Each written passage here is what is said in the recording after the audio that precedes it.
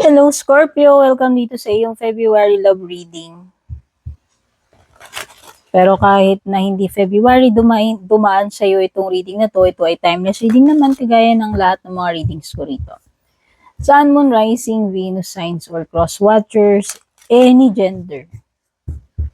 Check natin yung energy ng mga singles, taken, in a relationship, or yung mga no contact dito na Scorpio.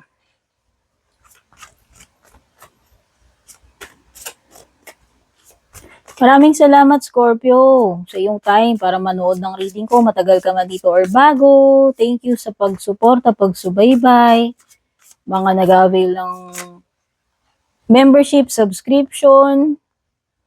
Nagpapadala ng stars, super thanks. Nagjo-join na membership. Yan, nabanggit ko na pala membership subscription.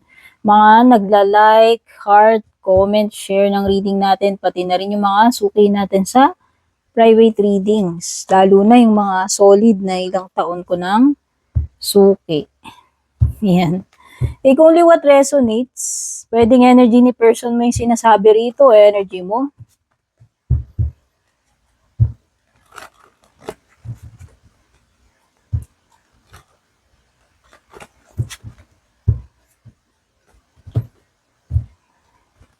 How? So, dito, sa singles, meron ka ritong sweet and sour. Ito na naman yung sweet and sour. Parang pagkain lang. Yun. Sweet and sour fish ba to? O sweet and sour pork, Scorpio, char. So, ayun. Nadala ka siguro ng pa-cutie-cutie nito. Noong una, sweet-sweetan, tapos biglang umasim, parang pinawisan lang ang peg. Siguro puzzled ka. Bakit ganun? Parang natutuwa ka na kasi parang wow. Nakikilig ka na, nakikitan ka na. Na-attract ka na dito sa person na to. No? Being nice. May mga patwitams, may mga pahaging, may mga pa-cute. Then all of a sudden, biglang umasim. Aasim. So, yun yung energy na na-pick up ko dito sa mga singles. Yan ang mahirap kasi kapag wala naman talagang kayo or alam mo yun. So, minsan kasi nagde-develop pa lang. Pwede naman ganun eh. Andun pa lang kayo sa nagsisimula pa lang. Pero alam mo yun, from sweet biglang naging sour. Okay? So, sign na yun. May something. Kumbaga nagbago eh. Nagbago.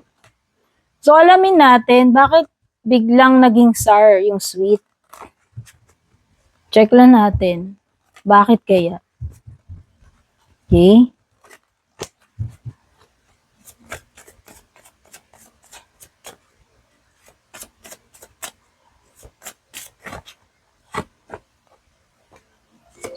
Oh, mukhang may pasabog dito, Scorp.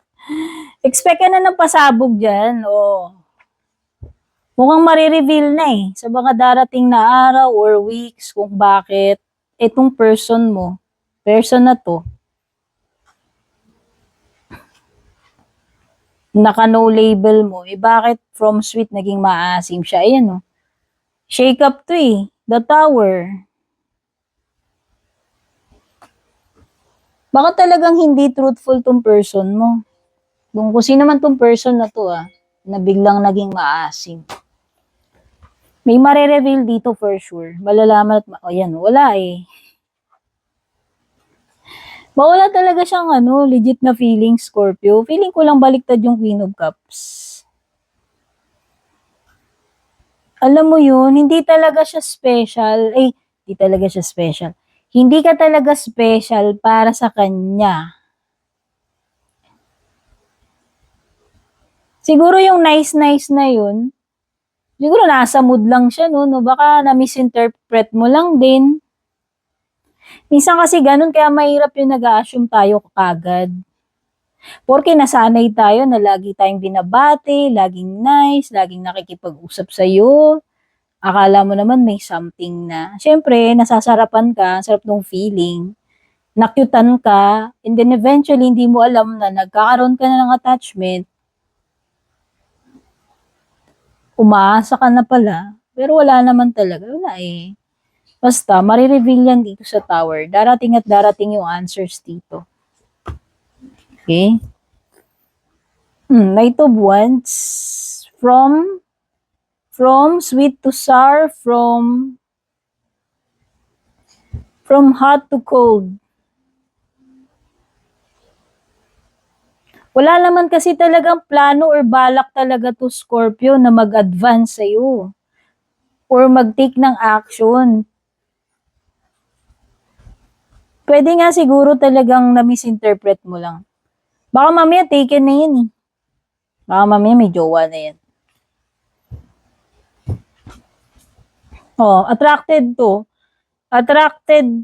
sa ibang person. Ang lakas kasi ng energy ng fire, Aries, Leo, Sagittarius. Pwedeng attracted siya sa iba, hindi talaga sa'yo. Kasi dito, nakita ko na talaga na wala kang special place sa puso niya. Sorry naman, pero yun yung na-feel ko rito. Okay, and yun siguro yung ikakashock mo. Siguro akala mo ganito, ganyan. Sa marireveal na lang yan one day. Okay? Pwedeng sa fire sign siya attracted. By the way, may mga fire signs dito. Whether ito yung person na kadil mo, baka meron siya sa chart niya ng Aries, Leo, Sag, or Cancer, Scorpio, Pisces.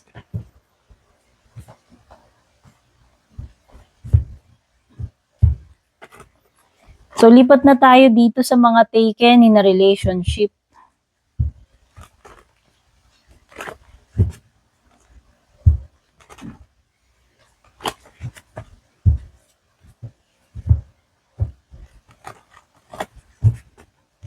So, most likely, ito yung mga energies for this month sa love life ninyo. Single ka man, taken, or in a no-contact situation. Okay? Living in memories daw. Past replay, stuck emotionally, sentimental, o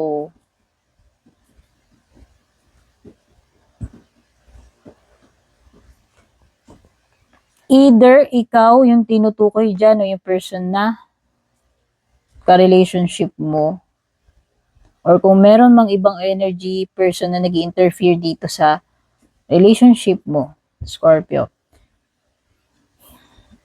Meron ditong attached pa rin doon sa person na yun, past. May mga sentiments, may mga memories na ito yung mga memories na hinuhon ka. Ito yung mga memories na kinikip pa rin about this person.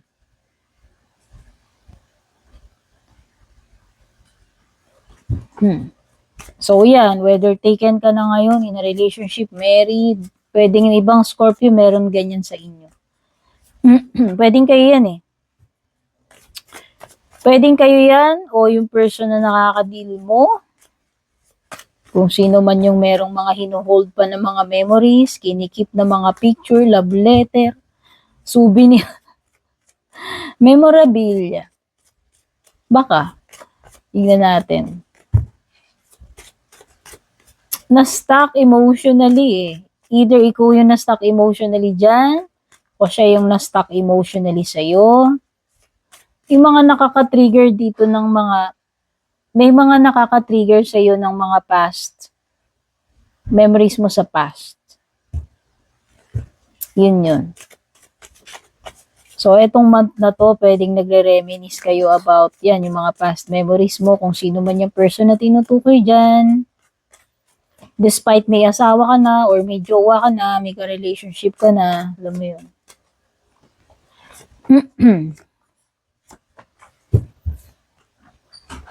Okay, meron ka 6 of Swords, Knight of Cups, 4 of Pentacles. So, yung mga signs na meron dito, Gemini, Libra, Aqua, Taurus, Virgo, Capricorn, or kapareho mong Water, Cancer, Scorpio, Pisces. Actually, meron ditong energy na naka-move on na eh.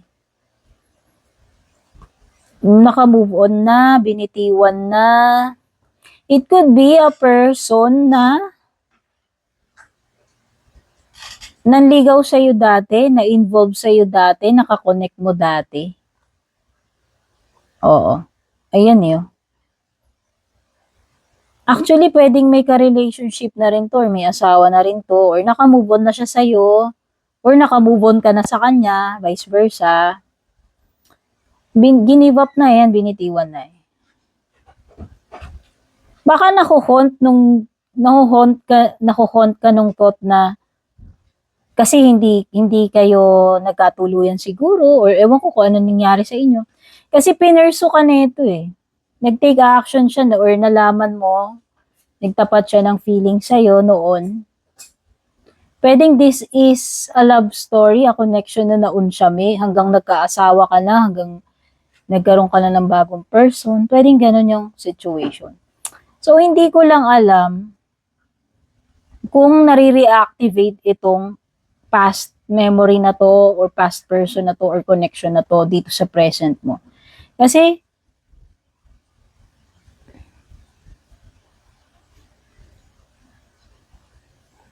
merong na-stuck sa inyo eh, either ito or siya, na-stuck emotionally dito. Ito yung mga what could have been. Kaya nga hirap ng mga ganun eh, yung bang hindi mo nalaman.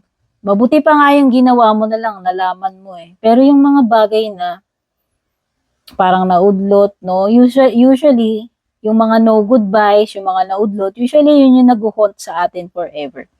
Pero kasi, kung meron ka ng karelasyon ngayon, bawa, kinasal ka na sa ibang person, may karelasyon ka na, siguro may reason bakit tinanggal ng langit sa'yo tong person na to, bakit hindi kayo nagkatuluyan, alam mo yun, and i-trust mo na lang siguro yun, kesa naman maging magulo pa lalo yung buhay mo or buhay ninyo magjowa, mag-asawa. Kasi if it's really meant to be, gagawa ng landas para magtagpo kayo netong person na to. Pero kung married ka na, you should stick to your marriage. Kasi kinasal kayo, hindi lang naman, alam mo yun, wala lang. Yun yung nafe-feel ko. Kasi baka may mag-reach out dito, hindi ko lang alam. Ayan, merong something like pag-reach out, makikipag-communicate. Hindi ko lang alam kung ikaw ba yung gagawa nun siya. Okay? So, lipat na tayo sa no contact situation.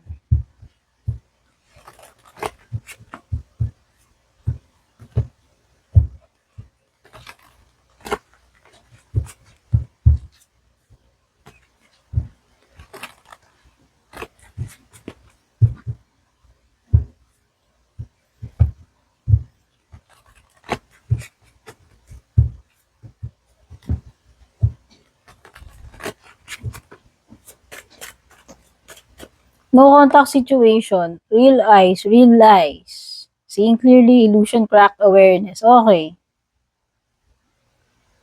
Bakit kinat off ang communication? Kasi pwedeng nakita mo na yung truth eh. Pwedeng nabuko mo. Pwedeng may nalaman ka. No? Or na-feel mo na. Na-psychic mo na. Or namulat na yung mata mo, nakita mo na talaga ebidensya, alam mo yun. Basta meron something dito na eye-opener para sa'yo. Kaya kinat off mo na yung communication. Yun, no? Seeing clearly, nakita mo na kung ano yung truth behind the illusion. Nagkaroon ka na ng awareness.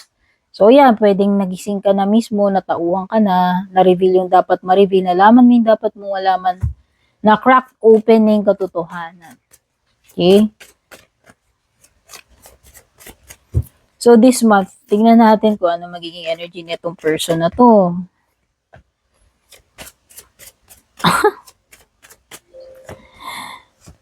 Magmamatigas din yan. Mamatigas din siya. Kung isa-silent mo siya, kung no contact mo siya, ganun din. Kung ano lang yung imi-mirror niya, kung ano yung gagawin mo sa kanya, yun lang din yung ibabalik niya, ibabato niya sa iyo. Okay?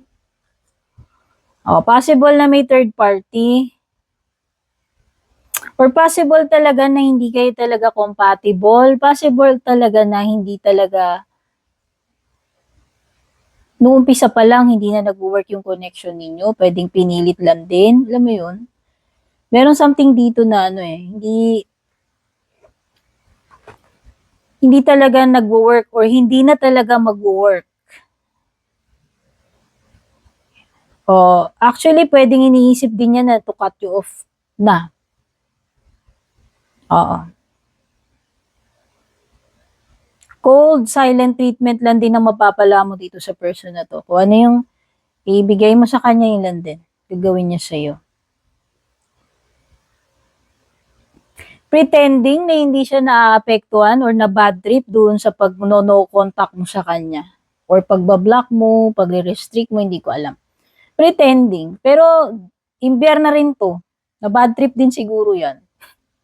Kaya lang yung pride, yung ego niya, hindi niya ipapalata sa'yo na naapektuhan siya or nabwisit siya or nasaktan siya, nasaktan yung pride niya, yung ego niya. Hindi niya yun ipapahalata. Okay?